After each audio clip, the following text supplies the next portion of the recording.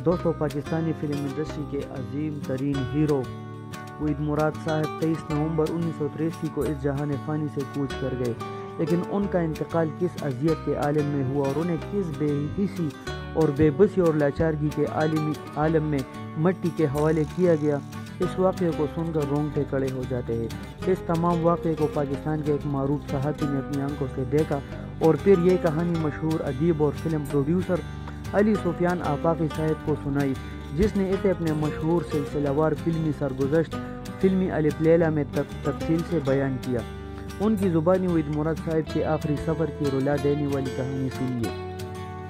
وحید مراد صاحب کی موت ان کی منہ بولی بہن ممتاز ایوب کے گھر ہوئی تھی۔ فلم انڈسٹری کے خوب رو شہرت یافتہ اور دولت مند ہیرو وحید مراد کے پاس اس وقت کوئی دوست یا رشتہ دار موجود نہیں تھا۔ ان کی بیگم سلمہ مراد انہیں چھوڑ کر کینیڈا چلی گئی تھی۔ وحید مراد صاحب کا انتقال صبح 10:30 بجے کے قریب ہو گیا تھا۔ ممتاز ایوب نے جب وحید مراد کے چچا سلیم مراد کو لاہور فون کر کے یہ خبر سنائی تو دوپہر ڈل چکی تھی اور جلد ہی یہ خبر جنگل کی آگ کی طرح پورے پاکستان میں پھیل گئی، لیکن کسی کو یقین نہیں آ رہا تھا اور لوگ اس واقعے کی تصدیق کے لیے اخباروں کے دفاتر میں فون کرنے لگے۔ پھر یہ تصدیق ہو گئی کہ وحید مراد صاحب کی لاش تابوت میں رکھ کر کراچی ایئرپورٹ پہنچائی گئی ہے تاکہ اسے لاہور لے جایا جا سکے۔ کراچی ایئرپورٹ پر بہت سے صحافی جمع ہو گئے اور ان میں سے وہاں موجود ایک صحافی کے مطابق سب سے پہلے ہم لوگ PIA کارگو انچارج سے ملے۔ اس وقت شام کے 7 بجے تھے۔ کارگو انچارج نے بتایا کہ لاہور لے جانے کے لیے ایک تابوت لایا گیا ہے اور میت کا نام وحید مراد بتایا جاتا ہے، لیکن ہمیں یقین نہیں تھا کہ یہ تابوت ملک کے سب سے مشہور ہیرو وحید مراد کا ہوگا۔ اس صحافی کے مطابق ہم بے چینی سے انتظار کرنے لگے اور ہم نے دیکھا کہ ایک پرانی سوزوکی وین میں ایک تابوت بے یار و مددگار پڑی ہوئی ہے اور سوائے وین ڈرائیور اور ایک مزدور کے کوئی بھی اس تابوت کے ساتھ نہیں تھا۔ وحید مراد صاحب کی بے یار و مددگار لاش کو اس قسم پرسی کی حالت میں دیکھ کر ہمارے دماغ شل ہو گئے اور ہم سوچنے لگے کہ کیا یہ وہی وحید مراد ہے جس کی ایک جھلک دیکھنے کے لیے اسی روشنیوں کے شہر کی سڑکیں جام ہو جایا کرتی تھی، اور آج اس ایئرپورٹ میں موجود ہزاروں لوگوں میں کسی ایک کو بھی یہ معلوم نہیں کہ اس پرانے وین میں پڑی یہ لاوارث لاش دراصل وحید مراد صاحب کی ہے۔ ہمیں ایسے لگا جیسے کسی نامعلوم شخص نے سڑک کنارے دم توڑا ہو اور پولیس اسے لاوارث قرار دے کر اس کی لاش کو مردہ خانے میں جمع کرانے کے لیے بھیج رہی ہو، جیسے وحید مراد صاحب نام کا کوئی شخص موجود ہی نہیں تھا۔ ہم نے یہ منظر دیکھا تو ہمارے رونگٹے کھڑے ہو گئے اور ہم نے بھرائی ہوئی آواز میں وین کے ڈرائیور سے پوچھا کہ تمہارے ساتھ کسی اور شخص نے آنے کی زحمت گوارا نہیں کی؟ ڈرائیور نے جواب دیا کہ صاحب، ہم کو ایک شخص نے کہا کہ تم ایئرپورٹ پہنچو، ہم اپنی کار میں تمہارے پیچھے آ رہے ہیں۔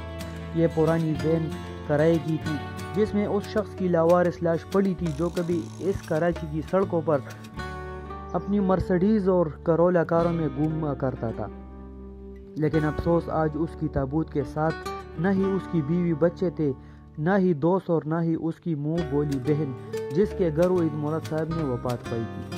میں نے وین ڈرائیور اور مزدور کے ساتھ مل کر تابوت کو نکالا اور اسے PIA کے سامان تولنے والی مشین پر رکھ دیا۔ اس کا وزن 100 کلو گرام تھا، جس سے اندازہ ہوتا ہے کہ وحید مراد صاحب کتنے کمزور ہو گئے تھے۔ میں نے ڈرائیور اور تابوت لانے والے مزدور سے پوچھا کہ کم از کم اتنا تو بتا دو کہ وحید مراد صاحب کو غسل دیا گیا تھا یا نہیں، اور کیا اس کی نماز جنازہ پڑھنے کی کسی نے زحمت بھی گوارا کی تھی یا نہیں۔ دونوں نے کہا کہ ہم نے کسی غسل دینے والے کو نہیں دیکھا اور نہ ہی ہمارے سامنے کسی نے نماز جنازہ پڑھی۔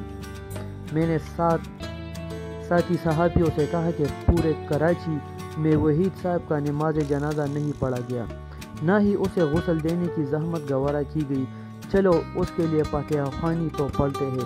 اور پھر وزن تولنے والی مشین پر رکھی بے یار و مددگار لاش کی ہم نے فاتحہ خوانی پڑھی۔